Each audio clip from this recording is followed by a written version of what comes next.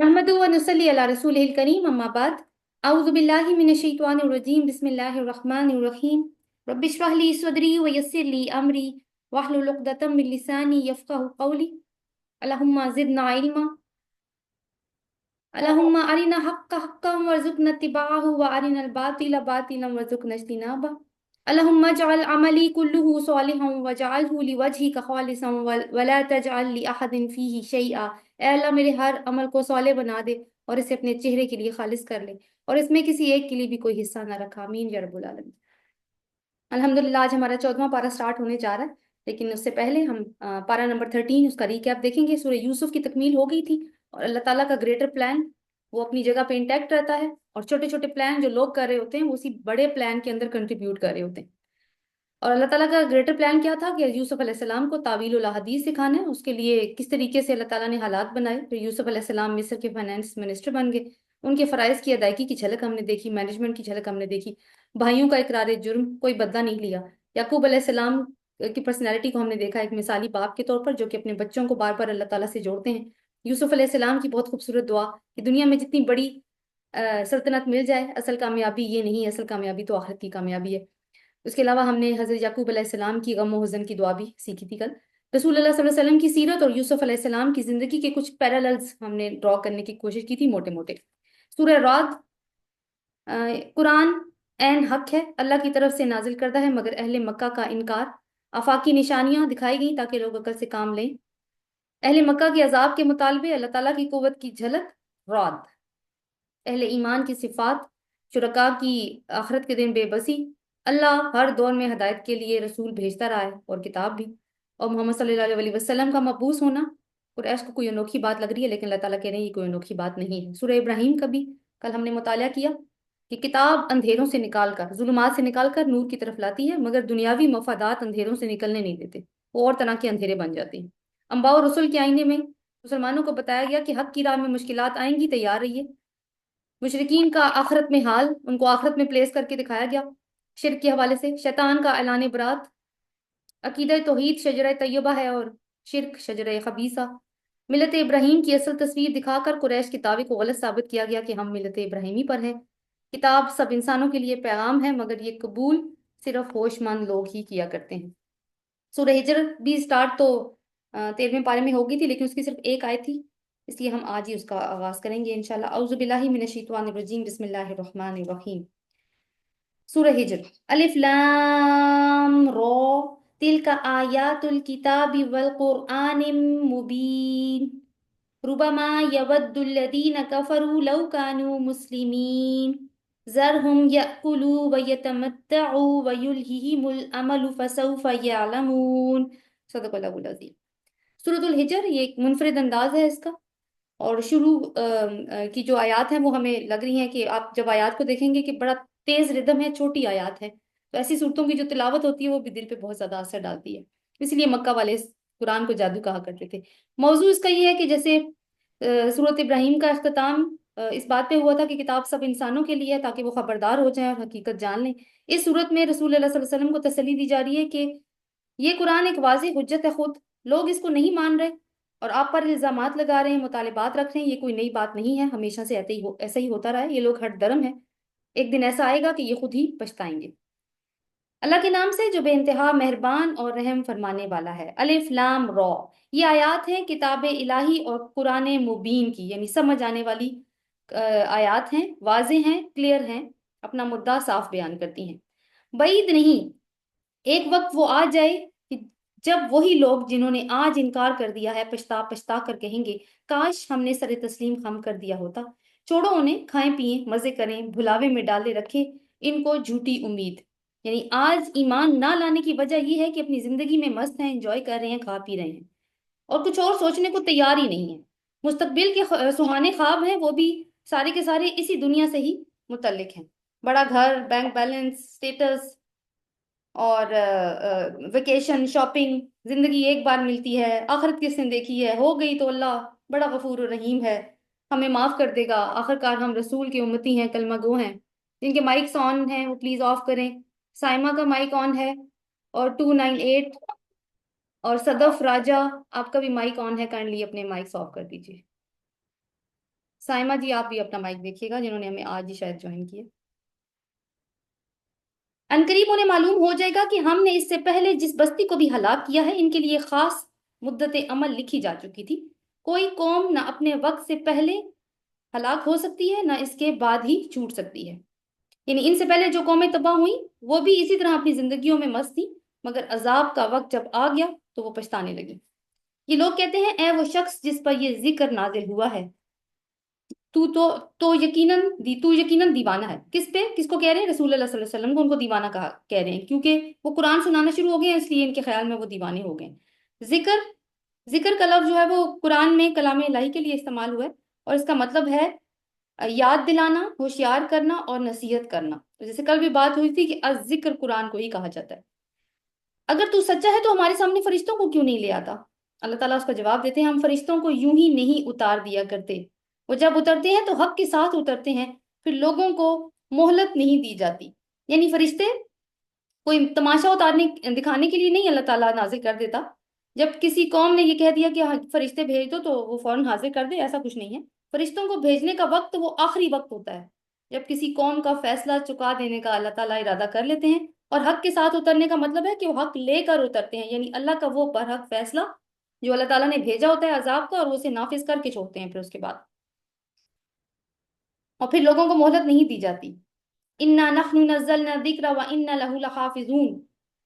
جہاں تک اس ذکر کا تعلق ہے تو ہم نے اس کو نازل کیا اور ہم خود ہی اس کے نگہبان ہیں۔ یعنی قرآن کی بات ہو رہی ہے کہ تمہارے مٹانے سے یہ نہیں مٹے گا، یہ تو رب کا نازل کرتا ہے، وہی اس کو نازل کرنے والا ہے اور وہی اس کی حفاظت کرنے والا ہے۔ اور آپ دیکھیں کہ مصاحف میں تو یہ محفوظ ہے ہی ہے، یہ لوگوں کے سینوں میں بھی محفوظ ہے، تو رسول اللہ صلی اللہ علیہ وسلم کو تسلی بھی دی جا رہی ہے۔ وما یاتیہم من رسول الا کانوا بہ یستہزئون۔ اے نبی صلی اللہ علیہ وسلم، ہم تم سے پہلے بہت ساری قوموں، گزری ہوئی قوموں میں رسول بھیج چکے ہیں، کبھی ایسا نہیں ہوا کہ ان کے پاس کوئی رسول آیا ہو اور انہوں نے اس کا مذاق نہ اڑایا ہو۔ مجرمین کے دلوں میں تو ہم اس ذکر کو اس طرح گزارتے ہیں۔ جو لفظ ہے آیت میں وہ یہ ہے، آیت نمبر 12، کَذَلِکَ نَسْلُکُهُ فِی قُلُوبِ الْمُجْرِمِین۔ نسلکو، یہ نسلکو کا مطلب ہوتا ہے کہ کسی چیز کو دوسری چیز میں چلانا، پرونا، جیسے جیسے دھاگے کو سوئی کے ناکے میں سے گزارا جاتا ہے۔ تو مطلب کیا بنے گا کہ ایمان والوں کے دل میں جب یہ قرآن داخل ہوتا ہے تو ان کا ایمان تازہ کر دیتا ہے، اور کافروں کے دل میں یہ ایک گرم سلاخ کی طرح داخل ہوتا ہے، اور وہ جل جل کر رہ جاتا ہے، اور اس کے اندر ضد کی آگ مزید بھڑک اٹھتی ہے۔ مجرمین کے دلوں میں تو ہم اس ذکر کو اس طرح گزارتے ہیں، وہ اس پر ایمان نہیں لایا کرتے۔ قدیم سے اس کماش کے لوگوں کا یہی طریقہ چلا آ رہا ہے۔ اگر ہم ان پر آسمان کا کوئی دروازہ کھول دیتے اور وہ دن دہاڑے اس میں چڑھنے بھی لگتے، تب بھی وہ یہی کہتے ہماری آنکھوں کو دھوکا ہو رہا ہے، بلکہ ہم پر تو جادو کر دیا گیا ہے۔ یعنی یہی وہ مطالبات ہیں جو وہ کہہ رہے ہیں کہ ہمیں دکھا دیجیے تو ہم ایمان لائیں گے۔ تو اللہ تعالیٰ اسی کے بارے میں کہہ رہے ہیں کہ اگر ہم یہ ان کو دکھا دیتے، ان مکذبین کو، ان منکرین کو، تو کیا ہوتا؟ وہ کہتے ہیں کہ ہم پہ جادو کیا جا رہا ہے۔ تو اصل میں اللہ تعالیٰ انہی لوگوں کا بدصورت چہرہ انہی کے سامنے لے کر آ رہے ہیں کہ معجزے مانگنا تو ایک عذر کی بات ہے، صرف بہانہ ہے، اصل بات تو یہ ہے کہ تم ماننا ہی نہیں چاہتے۔ وَلَقَدْ جَعَلْنَا فِي السَّمَاءِ بُرُوجًا وَزَيَّنَا لِلنَّاظِرِينَ۔ یہ ہماری کار فرمائی ہے کہ آسمان میں ہم نے مضبوط برج بنائے ہیں، بروج، یا یوں کہہ سکتے ہیں قلعے بنائے ہیں۔ یعنی عالم بالا کے ایسے علاقوں کو، کچھ علاقوں کو محفوظ کیا گیا ہے، جیسے قلعہ حفاظت کے لیے بنایا جاتا ہے، اسی طرح وہاں پہ بھی قلعے بنائے گئے ہیں، اور اس کا ایک مطلب گیٹس بھی ہوتا ہے، دروازے۔ ظاہر ہے کہ زمین سے آسمان کی جو کمیونیکیشن ہے وہ کسی نہ کسی دروازے کے تھرو تو ہوگی۔ اب وہی بھی اگر اتری ہے تو وہ دروازوں کے تھرو ہی ہو کے آئی ہے، آسمان سے دنیا تک جب پہنچی ہے۔ سو اللہ تعالیٰ نے ان دروازوں کے محفوظ ہونے کی بات یہاں پہ کی ہے۔ ان کو دیکھنے والوں کے لیے آراستہ کیا ہے، کیسے؟ ستاروں کے ساتھ۔ ہر شیطان مردود سے ان کو محفوظ کر دیا، کوئی شیطان ان میں ان کی راہ نہیں پا سکتا، الا یہ کہ کوئی سن گن لے لے۔ مگر جب وہ سن گن لینے کی کوشش کرتا ہے تو کیا ہوتا ہے؟ فَأَتْبَعَهُ شِهَابٌ مُبِينٌ، تو ایک شعلہ روشن اس کا پیچھا کرتا ہے، یعنی جس طرح کی ایک لیزر بیم ہوتا ہے، لیزر بیم ان پر ڈالا جاتا ہے ان شیطانوں پہ، اور وہ کیا کرتے ہیں؟ وہ ختم ہو جاتے ہیں اس سے۔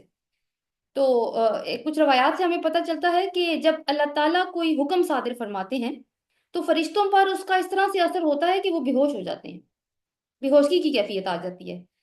مگر مقرب فرشتوں پہ یہ کیفیت نہیں آتی۔ جب ان کو ہوش آتا ہے تو وہ مقرب فرشتوں سے پوچھتے ہیں کہ ہمارے رب نے کیا فرمایا، پھر جب ان کو بتایا جاتا ہے کہ آپ کے رب نے یہ حکم صادر فرمایا ہے، اور پھر وہ فرشتے باقی فرشتوں کو جب بتا رہے ہوتے ہیں، تو وہ موقع ہوتا ہے کہ جب کوئی ایک دو الفاظ، ویسے تو ان کو مار بھگایا جاتا ہے جیسے کہ بتایا کہ شعلہ ان کے پیچھے لگتا ہے، ایک فائرنگ ہوتی ہے ان کے اوپر، لیکن اگر کوئی ایک دو الفاظ ان کے کانوں میں، کسی کوئی زندہ بچ گیا اور اس کے کانوں میں پڑ گئے تو پڑ گئے، وہ کرتے کیا ہیں، وہ پھر آ کے زمین پہ موجود جو کاہن ہوتے ہیں ان کے کانوں میں ڈالتے ہیں۔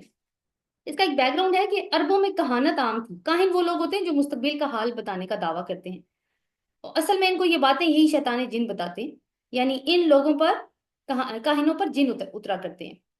تو وہی بات ہے کہ تھوڑی سی ایک دو باتیں ان کے کانوں میں ڈال دیتے ہیں، باقی کی آگے پیچھے کی کہانی وہ خود ہی جوڑ لیتے ہیں۔ تو ان کا خیال تھا کہ رسول اللہ صلی اللہ علیہ وسلم پر بھی اسی طرح سے کچھ وارد ہوتا ہے، اسی لیے وہ رسول اللہ صلی اللہ علیہ وسلم کو کاہن بھی کہتے تھے۔ جادوگر کا بھی ہم نے دیکھا کہ وہ جادوگر کیوں کہا کرتے تھے، اور ابھی پیچھے ہم نے پڑھا کہ وہ مجنون بھی کہتے تھے۔ حالانکہ یہ بالکل محفوظ کلام ہے، اللہ تعالیٰ نے بنایا ہے اس کو اتنا زیادہ محفوظ کہ اس نے اس کی حفاظت کا انتظام کیا جب وہی آ رہی تھی، یعنی اس وقت جب یہ نازل ہو رہا تھا کہ شیطانوں کو اس کی بھنک بھی نہ پڑے، اور یہ آج تک محفوظ ہے۔ اور انشاءاللہ سورہ جن میں بھی ہم پڑھیں گے آگے جا کے کہ کس طریقے سے پہلے جن جو ہیں وہ جا کے بیٹھا کرتے تھے آسمانوں کے اندر، لیکن جب وہی کا نزول شروع ہوا تو ان کا جانے پہ بھی پابندی لگ گئی، اتنی زیادہ پہرے داری سخت تھی۔ ہم نے زمین کو پھیلایا اور اس میں پہاڑ جمائے، اس میں ہر نوع کی نباتات ٹھیک ٹھیک نپی تلی مقدار کے ساتھ اٹھائیں، اس میں معیشت کے اسباب فراہم کیے تمہارے لیے بھی اور ان بہت ساری مخلوقات کے لیے بھی جن کے رازق تم نہیں ہو۔ کوئی چیز ایسی نہیں جس کے خزانے ہمارے پاس نہ ہوں، جس چیز کو بھی ہم نازل کرتے ہیں ایک مقرر مقدار میں نازل کرتے ہیں، یعنی دنیا میں جتنی مخلوقات موجود ہیں انسانوں سمیت جو ڈیپینڈنٹ ہیں ان ساری چیزوں کے اوپر، اللہ تعالیٰ کہتے ہیں ہم ان سب کو رزق دیتے ہیں، کسی کے لیے کوئی کمی نہیں ہے۔ بار آور ہواؤں کو ہم ہی بھیجتے ہیں، یعنی جو وہ والی ہوائیں جو سم ٹائم پولنس بھی کیری کرتی ہیں اور سم ٹائم واٹر ویپرز بھی، ان کو ہم ہی بھیجتے ہیں، پھر آسمان سے پانی برساتے ہیں اور اس پانی سے تمہیں سیراب کرتے ہیں۔ اس دولت کے خزانہ دار تم نہیں ہو۔ یعنی اس کا مطلب یہ ہے کہ انسانوں کی ضرورت کی ہر چیز اس زمین پر اللہ تعالیٰ نے مہیا کی ہے، یعنی رزق، اور پوری کیلکولیشن کے ساتھ کی، اور وہ صرف انسانوں کے لیے نہیں ہے بلکہ ان مخلوقات کے لیے بھی ہے جن کو رزق انسان نہیں دیتا، انسان تو ویسے اپنی ذات سے ہی نہیں نکلتا۔ اور پھر جو سسٹم اللہ تعالیٰ نے ان پلیس کر دی ہیں، جیسے ابھی صرف واٹر سائیکل کی بات ہوئی ہے، بارش برسانے والے سسٹم کی، وہ بھی ہر دور میں اللہ تعالیٰ کا انتظام ایسے ہی رہا ہے، مسلسل یہ کام چل رہا ہے۔ تو یہ کیا ہیں؟ یہ بھی نشانیاں ہیں۔ تو اصل میں جو بات ہو رہی ہے، جو ٹاپک چل رہا ہے وہ یہی ہے کہ کائنات کی نشانیوں پر غور کرو، تمہیں رب کی معرفت مل جائے گی، تم رب کو پہچان جاؤ گے۔ زندگی اور موت ہم دیتے ہیں اور ہم ہی سب کے وارث ہونے والے ہیں، یعنی جب تم مر جاؤ گے تو سب ہر چیز کا وارث پھر اللہ ہی ہونے والا ہے، ابھی جو کچھ تمہیں عطا ہوا ہے وہ عارضی ہے۔ وَلَقَدْ عَلِمْنَا الْمُسْتَقْدِمِينَ مِنْكُمْ وَلَقَدْ عَلِمْنَا الْمُسْتَأْخِرِينَ، پہلے جو لوگ تم میں سے ہو گزرے ہیں ان کو بھی ہم نے دیکھ لیا، اور بعد کے آنے والے بھی ہماری نگاہ میں ہیں، یعنی ہر طرح کا بندہ جب بھی کسی بھی دور میں آیا ہے اللہ کی نگاہ سے چھپا ہوا نہیں ہے۔ یقیناً تمہارا رب سب کو اکٹھا کرے گا، وہ حکیم بھی ہے اور علیم بھی۔ آگے آیت نمبر 26 سے آنورڈز پھر آدم کی تخلیق کا وہی قصہ جو ہم پہلے الاعراف میں پڑھ چکے ہیں، اب یہ ایک ڈفرنٹ اینگل سے آ رہا ہے۔ یعنی فوکس جو یہاں پہ ہم نے کرنا ہے وہ یہ ہے کہ ابلیس نے رب سے کیا کہا، ایک چیلنج دیا جو اس نے رب کو، اور کیسے اب یہ کفار مکہ اس کی ذریت بن کر ابلیس کا کام کر رہے ہیں۔ وَلَقَدْ خَلَقْنَا الْإِنسَانَ مِنْ صَلْصَالٍ مِنْ حَمَإٍ مَسْنُونٍ، یہ نئی انفارمیشن ہے جو ہمیں مل رہی ہے کہ ہم نے انسان کو صلصال سے پیدا کیا اور حمائم مسنون سے پیدا کیا۔ صلصال ہوتی ہے خشک مٹی جو کھنکتی ہے، اور حمائم مسنون کو کہتے ہیں سیاہ بدبودار، یعنی آپ اس کو یوں امیجن کیجئے جیسے مٹی کے اندر پانی ڈال کے کیچڑ بنا کے چھوڑ دیا جائے کچھ ٹائم کے لیے، پھر کیا ہوتا ہے اس میں خمیر سا اڑتا ہے، بدبو پیدا ہونے لگ پڑتی ہے اور اس کا رنگ بھی بدل جاتا ہے۔ اس کو پھر ڈرائی کر کے اس سے انسان کو بنایا گیا۔ ویسے اس سے کون سا مٹیریل بنتا ہے؟ گھڑے۔ تو گھڑوں کی کیا کوئی ایسی ریمارکیبل اوقات نہیں ہوتی گھڑوں کی، تو اللہ تعالیٰ ہمیں بتا رہے ہیں کہ تم اس مٹیریل سے بنے ہوئے ہو اصل میں۔ تو یہ ایک سٹیپ۔ اس سے پہلے جنوں کو ہم آگ کی لپٹ سے پیدا کر چکے تھے، وہ کیا ہے؟ نار سموم۔ نار سموم گرم ہوا کو بھی کہتے ہیں، یعنی شعلے کا یہ وہ حصہ ہوتا ہے جس سے جنات بنے ہیں، شعلے کا وہ حصہ، آگ کے شعلے کا وہ حصہ جو نظر نہیں آتا لیکن گرم بہت زیادہ ہوتا ہے۔ پھر یاد کرو اس موقع کو جب تمہارے رب نے فرشتوں سے کہا تھا کہ میں سڑی ہوئی مٹی کے گارے، سوکھے گارے سے ایک بشر پیدا کر رہا ہوں، یعنی میں نے بشر پیدا کرنا ہے لیکن اس سے مٹیریل کون سا استعمال کرنا ہے؟ یہ سلسال اور ہمائم مسنون۔ جب میں اسے پورا بنا چکوں، اب اس کو اسٹیپس کو ہمیں عربک میں سمجھنے کی ضرورت ہوگی۔ آپ عربی ٹیکسٹ ہی دیکھیے، آیت نمبر 29۔ وَإِذَا سَوَّيْتُهُ، یہ دوسرا سٹیپ ہے۔ فَإِذَا سَوَّيْتُهُ وَنَفَخْتُ فِيهِ مِن رُوحِي فَقَعُوا لَهُ سَاجِدِينَ، پھر جب میں اس کا تصفیہ کر لوں، سوا سوا کہتے ہیں برابر، ویسے اس کا مطلب سوا ہے، تو سوئی تو ہوں، جب میں اس کو یعنی ایک تو مٹی سے ایک پتلا سا بنا دیا نا اللہ تعالیٰ نے، لیکن صرف پتلا بنا کے نہیں چھوڑا، بلکہ کیا کیا ہے، اس کی نوک پلک سنواری ہے، اس کا ناک نقشہ درست کیا ہے، پھر اس کے اندر تمام قوتیں اور صلاحیتیں رکھی ہیں۔ سوا کا مطلب ہوتا ہے برابر، یعنی اس کو بیلنس کیا ہے، اس کو متوازن رکھا ہے، وہ خود بھی بیلنس ہے فزیکلی، اور وہ بیلنس کرنا بھی جانتا ہے، یعنی معاملات کو بھی بیلنس کرنا جانتا ہے، یہ سوئی تو کا مطلب ہے۔ اور اس کے بعد تیسرا اسٹیپ کے طور پہ اللہ تعالیٰ نے کیا کیا، وَنَفَخْتُ فِيهِ مِن رُوحِي، اور میں نے اس میں اپنی روح میں سے پھونک دی، جب میں یہ کر لوں تو تم اس کے آگے سجدے میں گر جانا۔ اس کا مطلب ہے کہ آدم کی تخلیق سے پہلے ہی اس کے بننے کے عمل اور سجدے کا فیصلہ ہو چکا تھا، اور ابلیس چونکہ فرشتوں کی وہ جو مقربین ملائکہ ہیں اس کی جماعت میں شامل تھا، تو وہ یہ اس بات کی خبر تھی اس کو کہ ایسا کچھ ہونے والا ہے۔ چنانچہ تمام فرشتوں نے سجدہ کیا سوائے ابلیس کے، اس نے سجدہ کرنے والوں کا ساتھ دینے سے انکار کر دیا۔ اور یہ کون ہے؟ جیسے میں نے پہلے بات کی، اور صرف ایک حکم نہیں مانا، ایک حکم، باقی اس سے پہلے وہ اپنی عبادت اور ریاضت کی وجہ سے اس مقام تک پہنچا ہوا ہے کہ وہ جن ہوتے ہوئے بھی فرشتوں کے ملائکہ مقربین میں شامل ہو چکا ہے۔ تو اب یہ ہے کہ ایک تو اللہ کی بات نہیں مانی، اسے ٹاپ اور آن دا ٹاپ آف دیٹ جو غلطی کی وہ یہ تھی کہ معافی بھی نہیں مانگی۔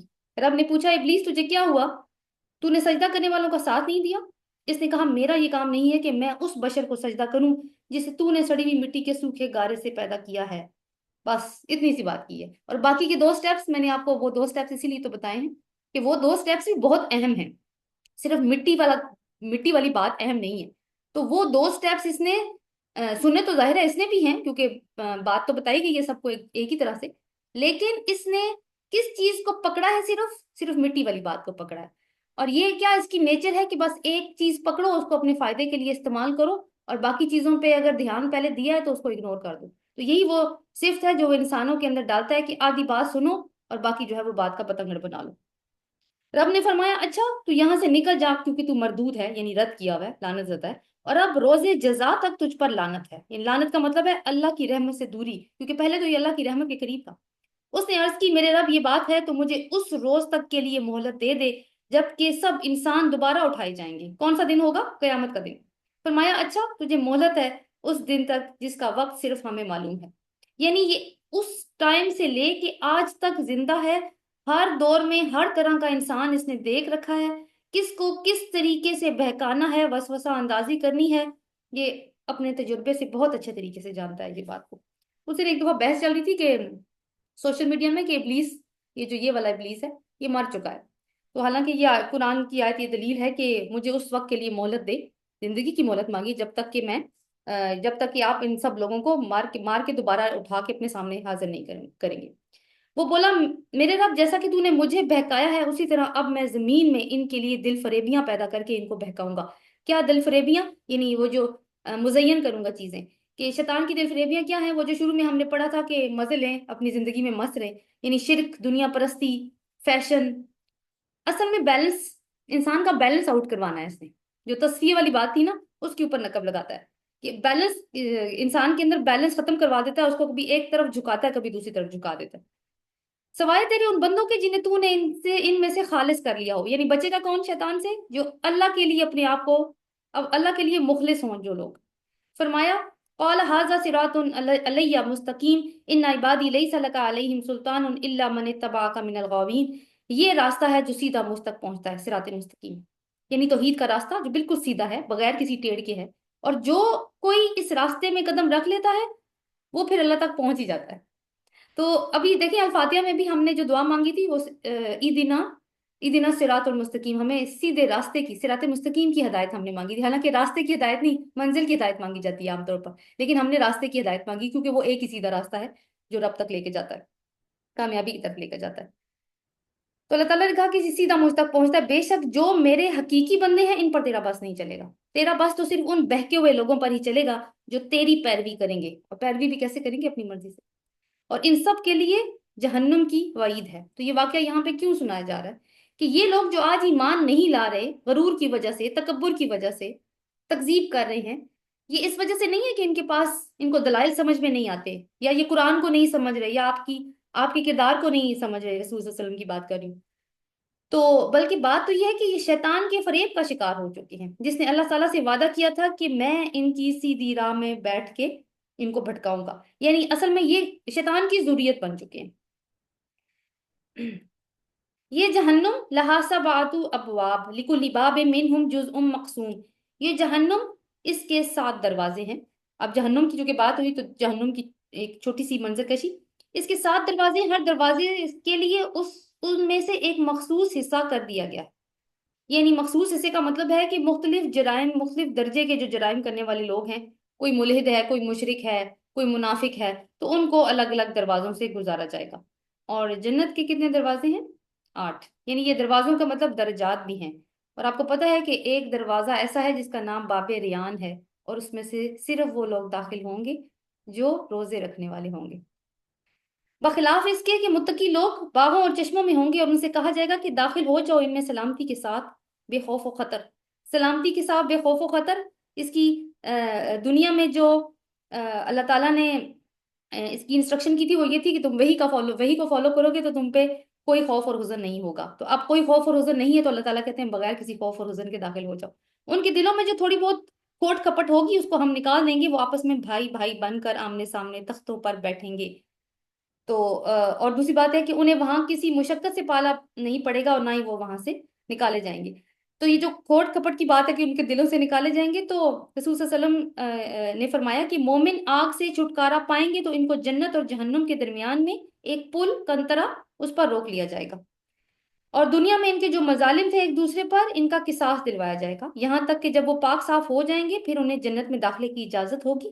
اور قسم ہے محمد کو صلی اللہ علیہ وسلم، قسم ہے محمد کو اس ذات کی جس کے قبضے میں اس کی جان ہے، ہر جنتی اپنے گھر کا راستہ ایسے جانتا ہوگا جیسے وہ یہاں پہلے رہ کر گیا ہے۔ اللہ تعالیٰ ہمیں بھی ان میں شامل کرے۔ نبی عبادی انی انا الغفور الرحیم وان عذابی هو العذاب العلیم۔ اے نبی صلی اللہ علیہ وسلم، میرے بندوں کو خبر دے دو میں بہت درگزر کرنے والا ہوں اور رحیم ہوں، مگر اس کے ساتھ میرا عذاب بھی نہایت دردناک ہے۔ یعنی کس کے لیے غفور الرحیم ہوں؟ وہ جنہوں نے خالص کر لیا اپنے آپ کو۔ اور دردناک عذاب کس کے لیے ہوگا؟ وہ جو شیطان کے پیروکار ہوں گے۔ اب آگے جو آیات آ رہی ہیں 49 سے 79، اس میں یہ ہے کہ قریش کے سرداروں کو بتایا جا رہا ہے کہ تمہیں فرشتوں کو دیکھنے کا بڑا شوق ہے، تو فرشتے جب نازل ہوتے ہیں تو وہ کون سے حالات ہوتے ہیں جب وہ نازل ہوتے ہیں؟ وَنَبِّئْهُمْ عَنْ ضَيْفِ إِبْرَاهِيمَ إِذْ دَخَلُوا عَلَيْهِ فَقَالُوا سَلَامًا قَالَ إِنَّ مِنْكُمْ وَجِلُونَ۔ انہیں ذرا ابراہیم کے مہمانوں کا قصہ سناؤ، جب وہ آئے اس کے ہاں تو کہا تم پر سلام ہو، اس نے کہا ہمیں تم سے ڈر لگتا ہے۔ یہ بات ہم ڈسکس کر چکے ہیں پہلے۔ انہوں نے جواب دیا ڈرو نہیں، لا توجل انا نبشرک بغلام علیم۔ یہ غلام علیم والی بات بھی آپ نے یاد رکھنی ہے۔ ہم تمہیں ایک بڑے سیانے لڑکے کی بشارت دیتے ہیں۔ اور وہ کس کی بشارت دے رہے تھے؟ حضرت اسحاق علیہ السلام کی۔ ابراہیم نے کہا کیا تم اس بڑھاپے میں مجھے اولاد کی بشارت دیتے ہو؟ ذرا سوچو تو صحیح، یہ تم مجھے کیسی بشارت دے رہے ہو؟ انہوں نے جواب دیا ہم تمہیں برحق بشارت دے رہے ہیں، تم مایوس نہ ہو۔ قال ومن یقنط من رحمت ربہ الا الضالون، آیت نمبر 56۔ ابراہیم نے کہا اپنے رب کی رحمت سے مایوس تو گمراہ لوگ ہی ہوا کرتے ہیں۔ یہی بات کس نے کی تھی؟ حضرت یعقوب علیہ السلام نے، جو کون ہے؟ اسحاق علیہ السلام کے بیٹے ہیں۔ اور آپ دیکھیں کہ یہ لیگسی جو ابراہیم علیہ السلام کی ہمیں اسحاق علیہ السلام کے اندر بھی نظر آ رہی ہے، اور ان کے بعد ہمیں یوسف علیہ السلام میں بھی نظر آئی تھی۔ تو انہوں نے کیونکہ یہی نصیحت کی تھی۔ اور دوسری بات ہے کہ مسلمانوں کو اور رسول اللہ صلی اللہ علیہ وسلم کو حوصلہ بھی دیا جا رہا ہے، اور ساتھ میں قریش کو ایک وارننگ بھی ساتھ میں دی جا رہی ہے۔ پھر ابراہیم نے پوچھا اے بھیجے ہوئے، یعنی جن کو اللہ نے بھیجا، وہ مہم کیا ہے جس پر آپ حضرات تشریف لائے ہیں؟ کیونکہ ابراہیم جانتے ہیں کہ خالی یہ کام کرنے کے لیے تو آئے نہیں ہوں گے، تو فرشتے ایسے ایسے تو نہیں اتر جاتے۔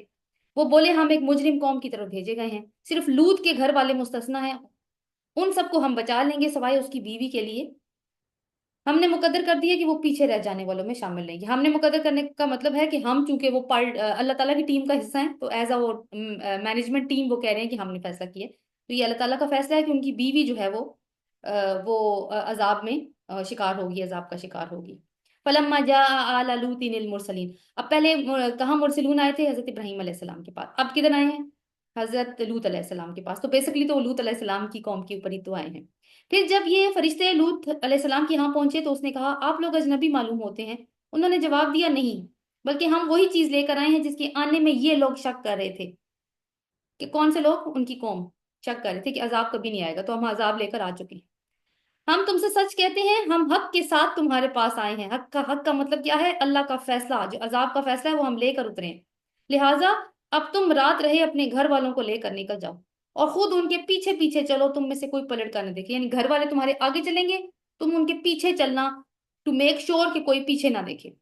اب اس میں دیکھیں گھر والوں میں صرف 2 بیٹیاں ہیں جو ایمان لائی ہوئی ہیں، بیوی بھی ایمان نہیں لائی، بس سیدھے چلے جاؤ جدھر جانے کا تمہیں حکم دیا گیا ہے، اور بتایا جاتا ہے کہ شام کی طرف جانے کا حکم دیا گیا تھا، اور اسے ہم نے یہ فیصلہ پہنچا دیا کہ صبح ہوتے ہی ان لوگوں کی جڑ کاٹ دی جائے گی۔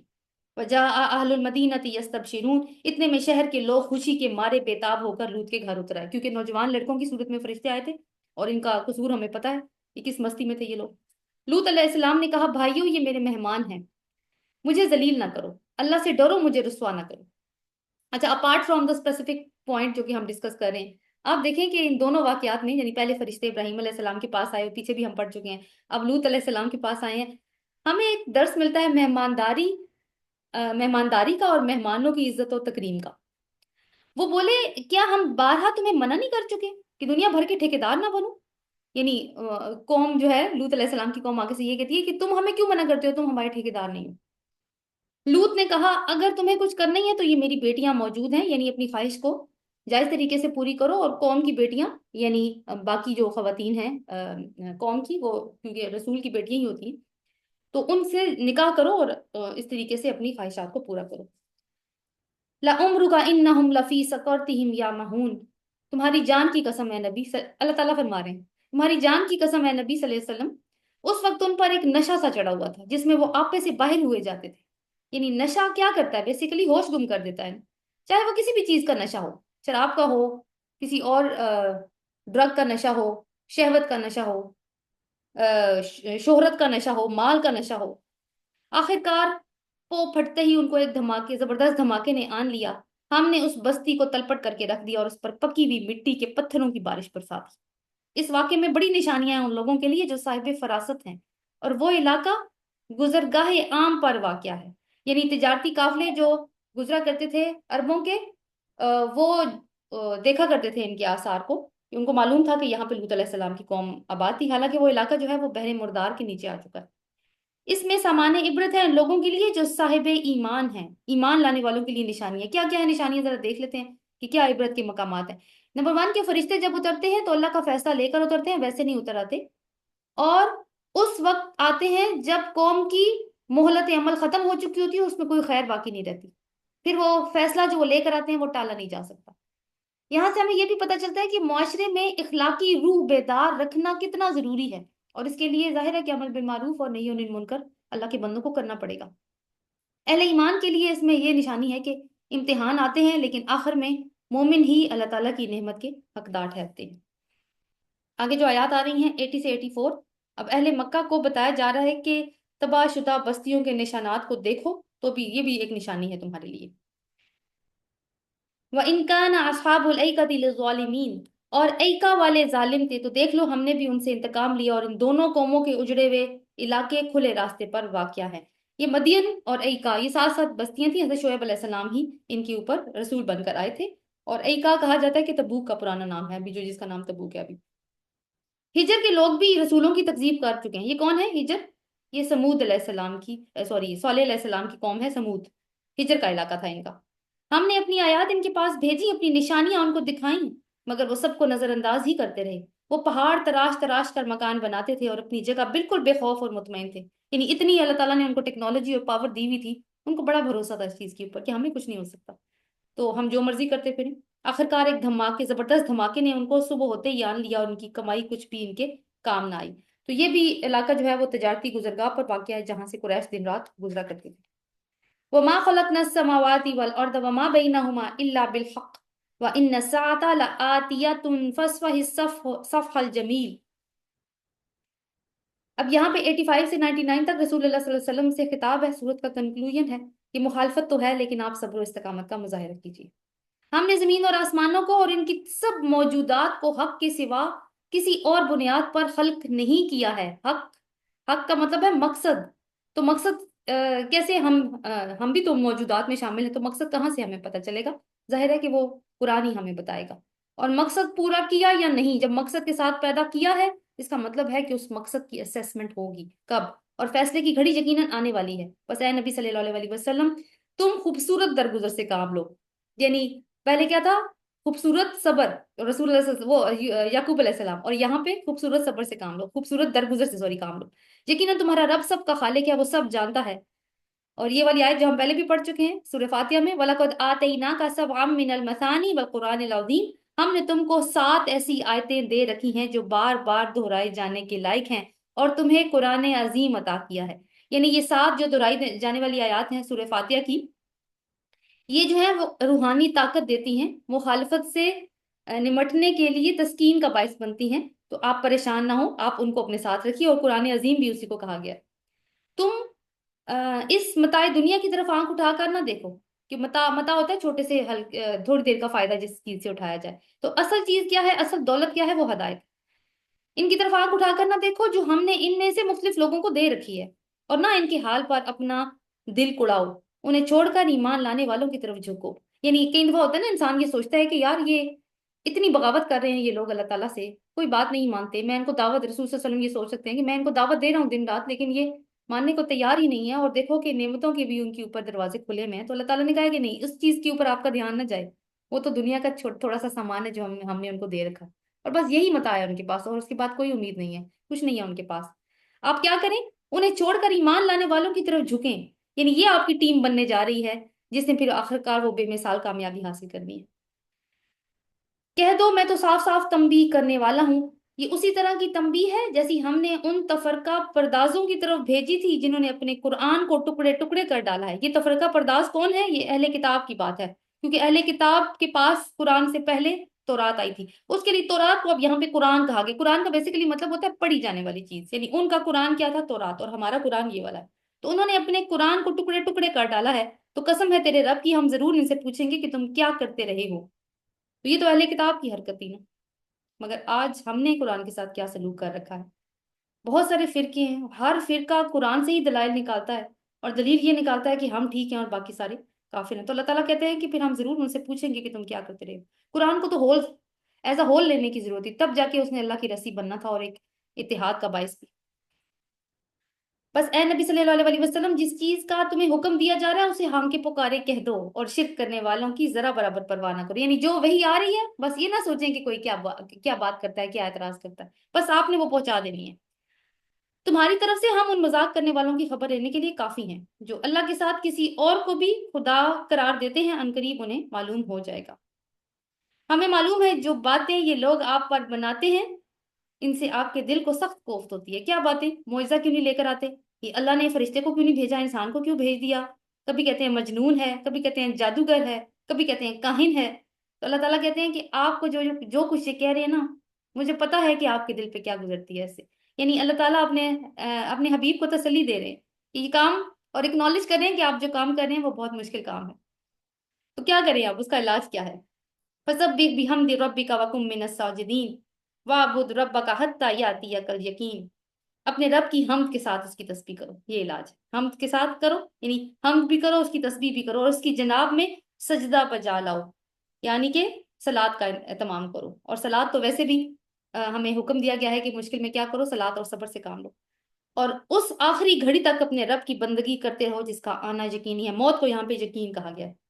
تو کیا ہے کہ اللہ کے ذکر سے دلوں کو مضبوطی بھی ملتی ہے، اور پیچھے ہم نے کیا پڑھا تھا؟ بے شک اللہ کے ذکر سے دلوں کو اطمینان نصیب ہوتا ہے، اور نماز اللہ تعالیٰ سے تعلق جوڑتی ہے۔ آپ دیکھیں جہاں پہ مشکلات کا ذکر آتا ہے نا، نماز اور تسبیح کا تذکرہ بھی ساتھ آتا ہے، یہ وہ ڈھال بن جاتی ہے، یعنی یہ وہ پروٹیکٹیو شیلڈ بن جاتی ہے۔ پھر دل جب مطمئن ہو جاتا ہے انسان کا، اصل بات تو دل کی ہے نا، کہ کئی دفعہ بہت زیادہ چیزیں، بہت فیسلٹیز انسان کے پاس موجود ہوتی ہیں، دیکھنے والے امپریس ہو رہے ہوتے ہیں، دل مطمئن نہیں ہوتا۔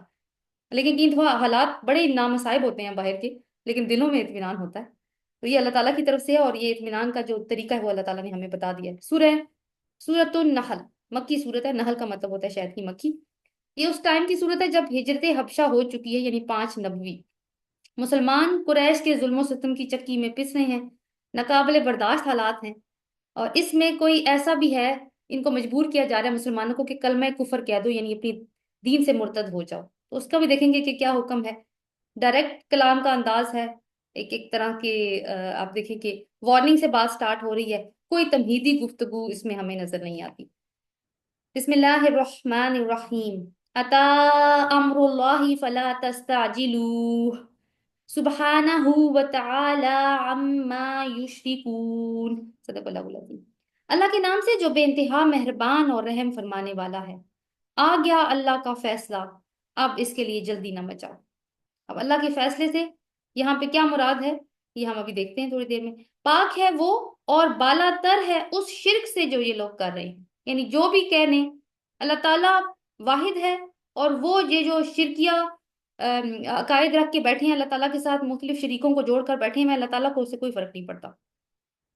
تو یہ وہ جو جلد باز ہے نا، جو بار بار کہتے ہیں کہ اللہ کا فیصلہ کیوں نہیں آ رہا، ان کے لیے وعید ہے کہ اب زیادہ تمہیں انتظار نہیں کرنا پڑے گا۔ یہاں پہ اللہ کے فیصلے سے مراد عذاب بھی ہو سکتا ہے اور ہجرت بھی ہو سکتی ہے، کیونکہ ہجرت جب ہو گئی تھی تو اس کے بعد قریش کے غبارے سے ہوا نکل گئی تھی، اس کے بعد جو حالات ہوئے تھے وہ ہم مدنی قرآن میں پڑھ کر آئے ہیں۔